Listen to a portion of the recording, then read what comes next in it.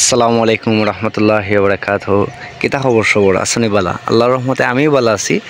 এই মুহূর্তে আমি আছি সিলেট নয়াফুল ব্রিজের নিচে। আমরা সিলেটও অতিরিক্ত বৃষ্টির কারণে অনেক পানি হয়েছে নদীর মাঝে। তো কতদিন চাচাই দেখলাম মাছ মাররা। এখন সময় প্রায় কয়টা বাজছে? 6:28, মানে সকাল ভোর 6:30। ব্রিজের উপর দিয়ে অনেক মানুষ যাইরা, ব্রিজের নিচে দিয়ে অনেক নৌকা যায় এবং আমার লগে আছে আমার ইয়ামাহা FZS ভার্সন 2। আঙ্কেল তারা মাছ চাইছেনি।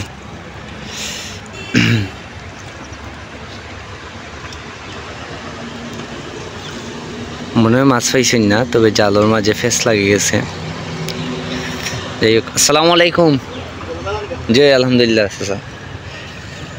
তো পানি অতিরিক্ত বাড়ার কারণে অনেকের জীবিকা নির্বাহনের লাগে মাছ মাররা খাইরাও অনেকে। আর এই জায়গাটা আইলে আলাদা একটা ফিল লাগে আমি যেন লন্ডন আইছি।